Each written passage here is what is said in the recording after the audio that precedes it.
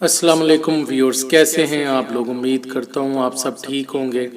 میرا نام ہے شاہ زیب۔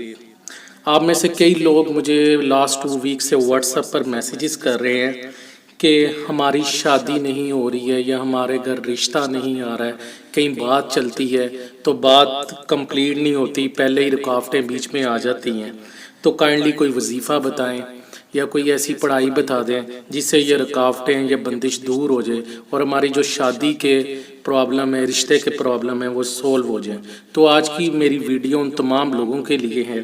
اس ویڈیو میں آپ کو ایک ایسا زبردست وظیفہ بتاؤں گا جو کہ شادی میں جو بھی رکاوٹ ہے وہ دور ہو جائے گی، جو اگر کسی نے کوئی بندش کی ہے وہ دور ہو جائے گی، اور اللہ تعالیٰ کی خاص رحمت ہوگی۔ انشاءاللہ آپ کی شادی بہت جلد ہو جائے گی، اور اگر رشتہ نہیں آ رہا تو رشتہ بھی بہت جلدی آ جائے گا۔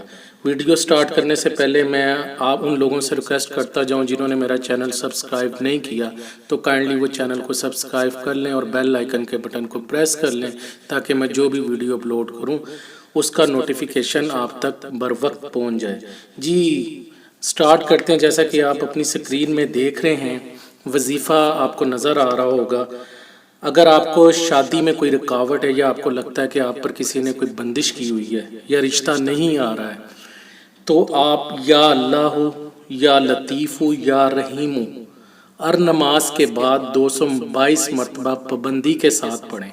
اول و آخر درود شریف پڑھنا مت بھولیے گا، اور نماز کی پابندی ضرور کیجیے گا۔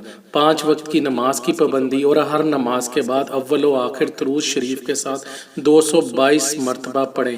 انشاءاللہ آپ کی شادی میں یا رشتے میں جو بھی رکاوٹ ہے وہ دور ہو جائے گی۔ یہ بہت آزمایا ہوا وظیفہ ہے جو میں آپ کو دے رہا ہوں۔